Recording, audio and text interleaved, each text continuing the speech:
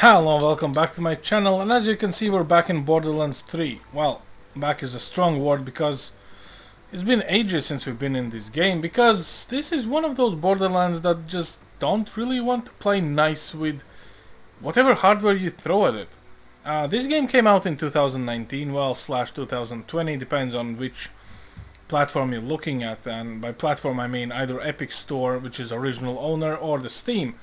We have the Steam version for today, so the jury is still out there which version performs better. I would prefer Steam, but I do not know. Now, when it comes to this game, here's the thing. Due to its art style and the requirements and the whole scale of the game, I have not been able to play this game in 4K without any dips and drops and anything else in between, despite whichever GPU I throw at it. So today we're gonna throw a 4070 Ti at it in 4K and see what actually happens. So, without further ado, let's go to options and have a look. So we're going with a DirectX 11 version because it doesn't crash apart from DirectX 12. Full screen, 4K, no vertical sync, and frame rate is unlimited. Everything else is as it should be apart from field of view because we're playing a Borderlands title, so it always should be at 110. For the advanced settings, we're going with a badass preset. However, we are not going to be using any anti-aliasing or none of the anisotropic filtering because, in all honesty, with the art style this game has in 4K, none of these two matter. If you're still using them, probably this is why you're getting sub 60 with 980, 1080 Ti, 2060, 2070, 2080, and possibly even with the 3070 Ti. None of those should be enabled, or they should be actually at the lowest settings anyway. Shadows, my preference would be to turn them off, but well, you know, just for consistency's sake, let's keep them on. Everything else is on ultra preset, including ambient occlusion, motion blurs are off, object motion blurs off, and fidelity FX sharpening is off as well. Game does not support any FSR scaling or DLSS. You can actually adjust the game render resolution, and maybe that will help, but to be fair, throughout all my tests on previous GPUs, none of that really mattered. You know, this is kind of like the black sheep of the family, because Borderlands 1 and 2, oh man, you can just crank those games up and they just look even better with every setting. This one, it kinda goes for day to day. I don't know why. So, I'm gonna do a benchmark here. And you might see an odd number with 71 frames, which I can assure you is not correct, okay? Because it's not. There's a story behind it, what I did and why that number is there, but honestly it's not. At the same time, let's run a benchmark with these settings, see what sticks, and you see what happens. Well, I will see, because this is the first time for me to actually do this benchmark. The date and time that actually looks like today's date and time, I guess if you change the setting it just stays there. I do not know, but let's go and have a look at the synthetic benchmark, and then we're gonna jump in straight into the game and see how the game itself actually looks and feels, so we have an actually decent comparison.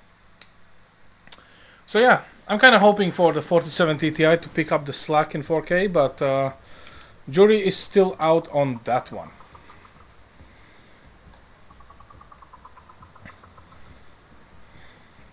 And here we go. So 81 frames straight off the bat, good. I'm kind of expecting them to drop. Here we go. We're using 7.7 gigs of video memory, 99% GPU usage, only 9 gigs of RAM. That's a little bit of a shame. Everything else is your typical Borderlands art style. You see all those black outlines of the objects?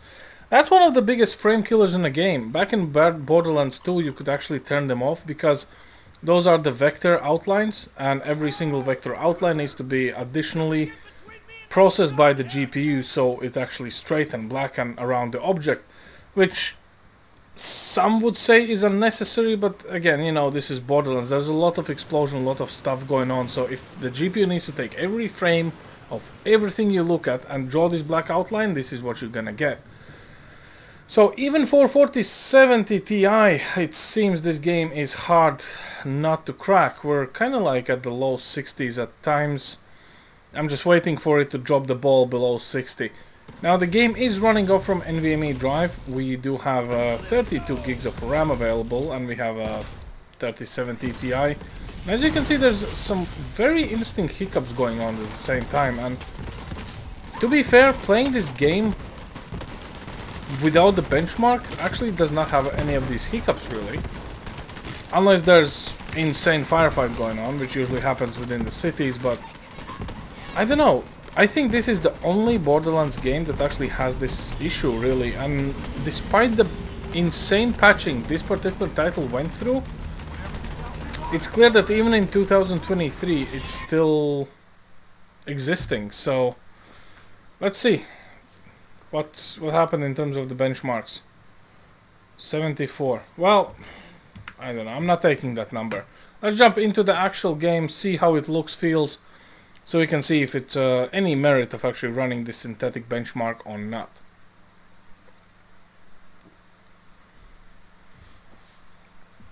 To actually think that 4070 Ti is struggling with this game is just insane. So what do we have? Well, the GPU usage is running up and down. Look at this. 99%, then it was 90 and stuff like this. Video memory is being filled up and released. Only pulling 9.8 gigs of actual RAM. And there was a little bit of a hiccup here.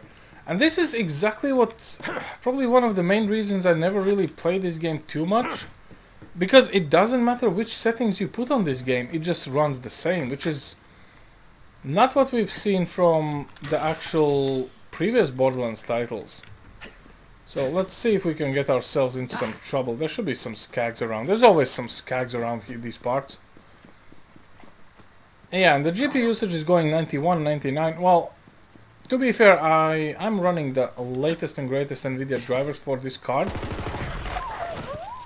So maybe that's a thing, but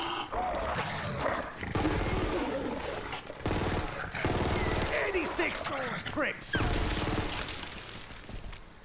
I don't know, such heavy dips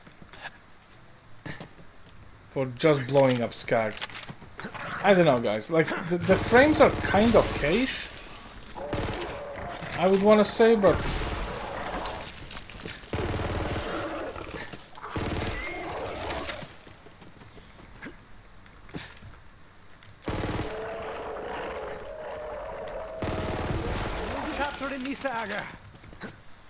maybe it just needs time to work it in. I do not know. As you know, this channel is not looking for excuses for the game, and obviously we do have some reflections here. Maybe it's the reflections that the GPU needs to get in? I do not know. You know, like this is...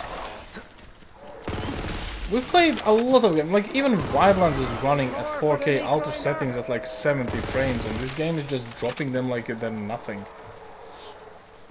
It's an interesting experience, to be fair, you know, it's definitely not something I would expect to see, but that's the reality here.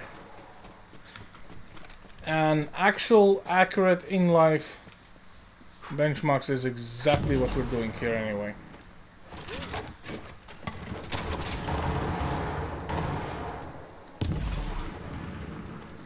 I think that Spider and Queen is not gonna be happy after the next shot. Yeah, they're not.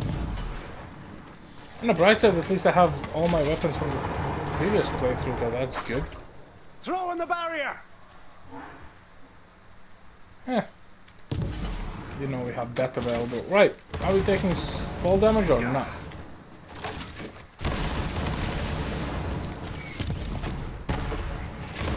I call this a successful operation.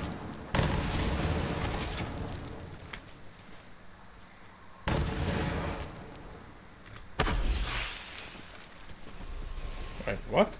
Was it a knee? Oops.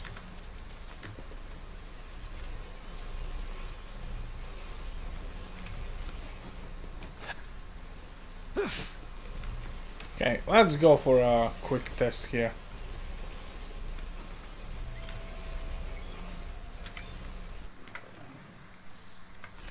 Skill point system. Right. I want to get a little bit of that combat going here, because maybe it was the area. Like even now, there was a drop of the GPU for 73%.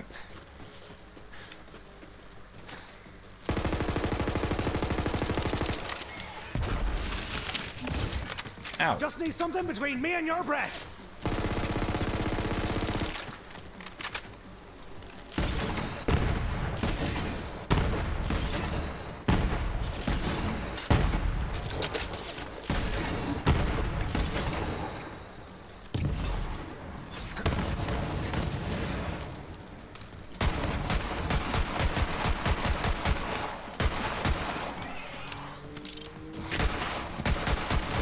See that?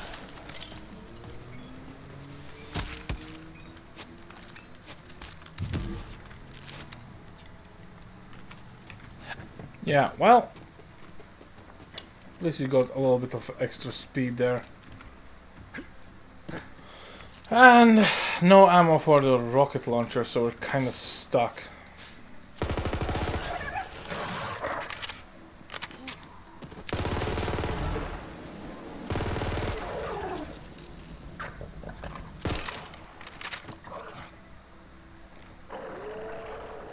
I don't know, guys.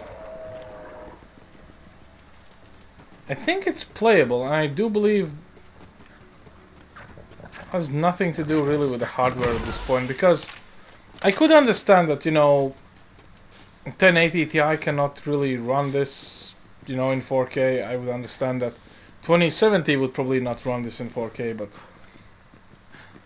the results are almost identical with 3070 Ti and even 4070 Ti, so I don't know, like maybe there's a trick you guys know how to make this game behave. Is it actually possible to max this game fully out with no hiccups, no stutters, no frame drops in 4K? Because if it's possible, please do let me know, because I am a little bit lost here. But anyway, I think this is as good place as any to end this very short test of the 4070 Ti, and I'll see you next time. Thanks for watching. Over now.